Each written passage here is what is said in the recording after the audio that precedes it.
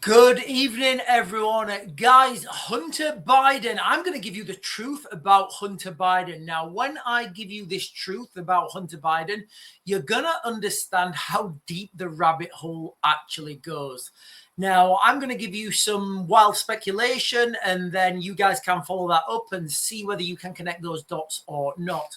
But as it turns out, Hunter Biden has been, well, let's just look what the mainstream media are talking about, what the mainstream media have said, because nobody is mentioning the real reason why I believe Hunter Biden has been pardoned.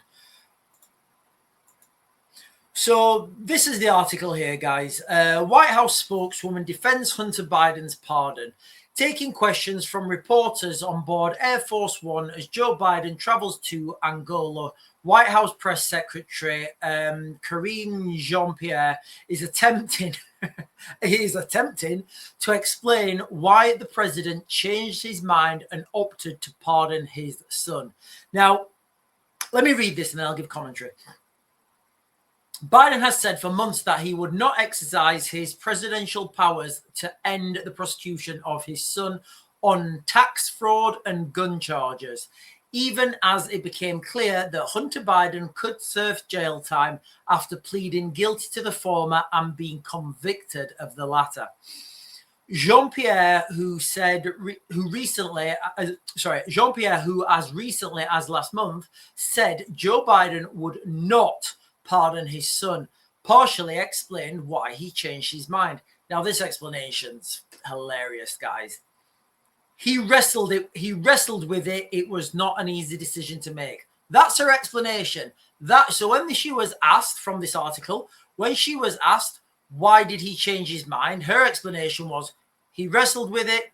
It was not an easy decision to make. I mean, what does that even mean? He wrestled with it. Did he strip down to his pants and get oiled up? I mean, what does that actually mean? Jean-Pierre said, while declining to say whether the president discussed the decision with Hunter as they spent Thanksgiving together. So let's just conceptualize this, guys. There's Hunter, bad boy Hunter, and his dad sat there having dinner, and they didn't. And do we really think they didn't discuss this? Guys, it's absolutely absurd. I mean, not only in the United Kingdom we're being gaslit, but in the United States, you guys are being gaslit as well. In his statement, pardoning Hunter, Biden criticized the selective persecution of his son. What, like the selective persecution of Trump? Asked if the president still had confidence in the justice system, Jean-Pierre said, the president does believe in the justice system and the Department of Justice, and he also believes that his son was singled out politically. Guys, it's absolutely absurd what has just happened.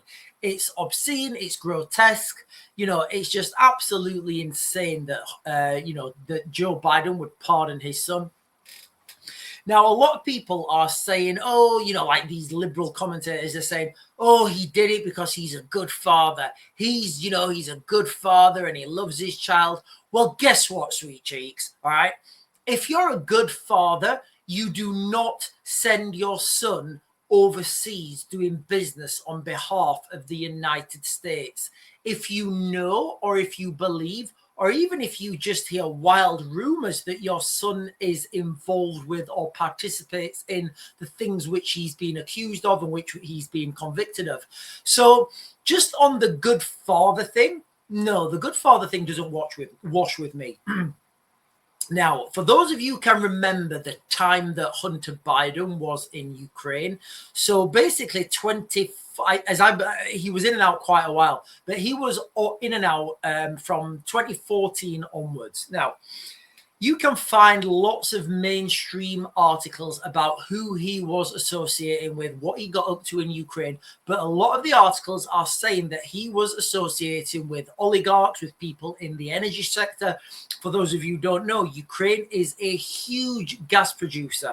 Not only is it a huge gas producer, it's run and owned and controlled by several oligarchs.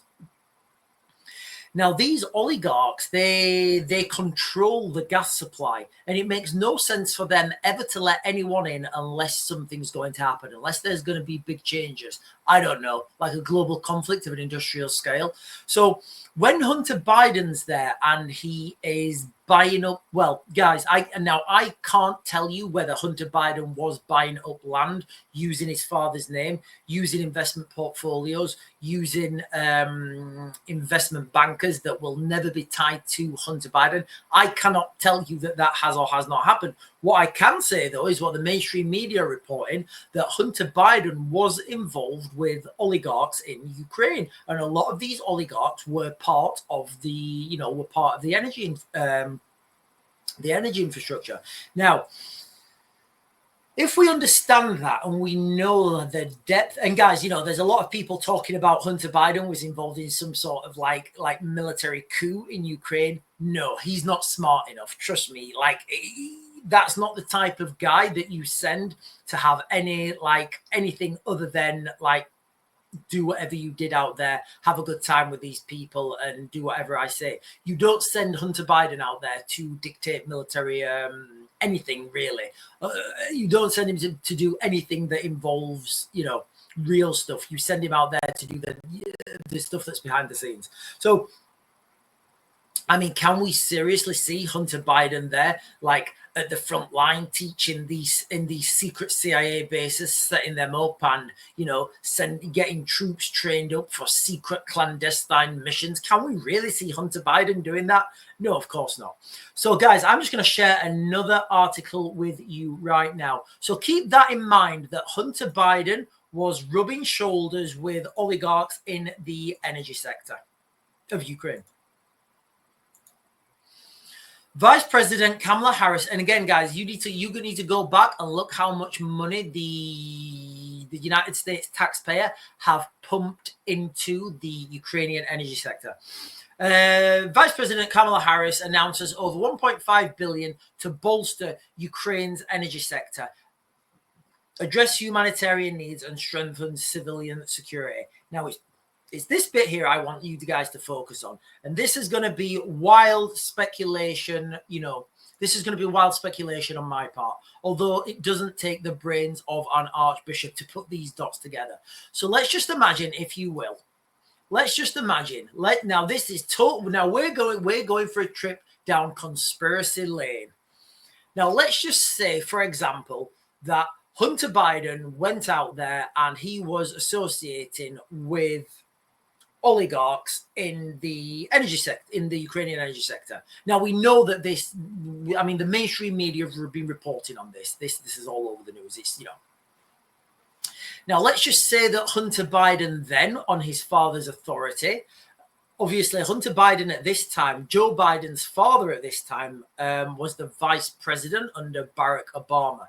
So let's just say that he went out there and he decided to, through various hedge funds, various investment funds, started to buy up Ukrainian energy infrastructure assets. Let's just say that happened. Now, I don't know whether that happened. I'm sure you'll be able to find some article to say that it did. But the reality is, I've not seen any hard evidence other than, what people have reported on the news and speculation, because it's very difficult to tie these things to people if they don't have their name as, as a shareholder, and if they don't write the checks. But if he went out there as a representative of the United States, and all these things normally will be done by a hush hush and a wink wink and a handshake. So let's just say Hunter Biden did go out there and through various, like I said, they bought a lot of energy, let's just say gas fields. Let's just say they bought a load of gas fields, I don't know, in the Poltava region. Let's just say, for example, Hunter Biden and his investor mates bought a load of gas fields in the Poltava region. Well, let's just say that these gas fields needed refurbishment, they needed new infrastructure. Then guess what happens? There's a war, and then all of a sudden now your dad is the president of the United States, and your dad now starts to sign laws and approve funding bills to go into the Ukrainian energy system, into the, well, what did they put it there? Into the Ukrainian energy sector. Well, guess what? Would it be beyond the realms of possibility that that money that is going from US taxpayers that's going into the Ukrainian energy sector is now owned by your son's mates who you sent out there in the first place? So that money's coming back to you through various investment portfolios and hedge funds. I don't know, guys. That is just a wild conspiracy. It's a wild conspiracy. It's out there. Maybe I've just made that up, guys. Let me know what you guys think in the comments about that, guys. You know, could there be any any kernel of any kernel of truth in that? I don't know. Anyway, guys, it's absolutely wild what's happening with Hunter Biden. I mean, like, if you're an American now, and imagine you're one of these Americans who's been done for, like, I don't know, smoking something that was illegal at the time, but now it's legal and you're in jail. Like, what is that all about? Now, I would highly suspect that Hunter Biden's been pardoned because of the amount of information he knows on these underhand dealings. I would say the real reason Hunter Biden's been pardoned is because of what he knows. Did they discuss it at Thanksgiving? Well, if I was Hunter Biden, I'd say, listen, Dad, you need to get me off this hook. Otherwise, I'm going to spill the beans on everything that I know. I'm going to give names. I'm going to give places. I'm going to give people. And I am going to really cozy up to Donald Trump. Can you imagine now that situation? Can you imagine the situation where that happens and the bigger problems that will cause? And of course, you know, everybody in the United States is going to forget about this in a couple of weeks when the next big thing happens. It will be brushed under the carpet and it will be forgotten about. But guys, do you see how justice is not equal? You know, justice is not fractal. Laws are not fractal. You know, they don't apply to everyone evenly. Anyway, guys, I'm going to leave it there. I just wanted to do a quick video on Hunter Biden, tell you guys what's happening, give you guys some wild conspiracy. I will put some links in this description for you guys to look at, a few rabbit holes for you guys to chase down. But guys, listen, you know, there is no, there's no justification of pardoning Hunter Biden. Like, if you're the president of the United States, you stand for something bigger than your family. You stand for something bigger than your own, your own emotional ties. You're standing for everybody in the United States, and you have to be seen to be doing the right thing, no matter how difficult that is for your family. And guess what? If you don't want that, if you don't want to do that, well, guess what? Don't go for the top job. Don't try to become president, because, you know, you need to lead by example. You have to lead by the front. You can only, and this goes in all walks of life as well, you can only lead from the front. You can't lead from the rear. You can't lead from the middle. You can't lead from a flank. You can only lead from the front. And that's the difference between a leader and a boss. In fact, guys, one more thing before we go. I briefly touched earlier on our live stream about Donald Trump's freedom cities. And I said that these freedom cities, I think they're going to look a lot like 15-minute cities. Now, I don't know if this is true. I don't know I don't know what to make of this, but let me just go onto the share screen here, guys. Let me go onto this, and I'll show you what I mean by freedom cities. So this is quite an old article. This was, when was this? This was on the 3rd of, so this was January, so this was back in March 2023. Trump calls for a contest to create futuristic freedom cities. Modern cities and flying cars might sound like the makings of an episode of the 1960s cartoon The Jetsons, where fictionalized family flew around in Orbit City. The former president, Donald Trump, however, for the former president, it's the foundation of a new set of futuristic policy proposals. So I'll leave that there, guys. And like, can you remember when like people were talking about 15-minute cities and what 15-minute cities actually were? Well, let's just quickly go on to what Wikipedia says about a 15-minute city. 15-minute, I'll keep this short. I'll put the links in the description. 15-minute city, FMC, is an urban planning concept in which most daily necessities and services such as work, shopping, education, healthcare, and leisure can be easily reached by a 15-minute walk, bike ride, or public transport ride from any point in the city. This approach aims to reduce car dependency. So we're reducing car dependency. Remember what Donald Trump says? We don't want cars, we want flying VTOL drones. Reduce car dependency and promote healthy and sustainable living and improve well-being and quality of life for city dwellers. So improve quality of life for city dwellers. Donald Trump talks about lifting living standards. So guys, you know, could 15-minute cities, and I'm going to say they're exactly the same thing, could 15-minute cities be the same as freedom cities? Can you imagine like somebody sat there in the back office, whoever like these, you know, whoever these tentacles belong to, you know, from yesterday's video when we talked about Dominic Cummings and how, guys, I keep doing this. I keep saying I'm going to go and then I start waffling. Can you remember how Dominic Cummings video yesterday, he said that, you know, he said that there's people behind the scenes who give the politicians scripts. Can you imagine? And again, let's go down conspiracy lane. Let's just say these tentacles go back to the same people. Can you imagine if they're all sat in an office and they're saying, "Oh, right, well, yeah, Trump's in now. Yeah. Well, I tell you what, let's make it. Let's do this. All right. If Kamala Harris manages to win, she's going to go with the 15 cities. But if Donald Trump gets in, let's tell everybody they're not 15-minute cities. No. What do they want? Well, what do Donald Trump supporters like? Well, they like their MAGA hats. Nah, we can't call them MAGA cities, can we? What can we call them?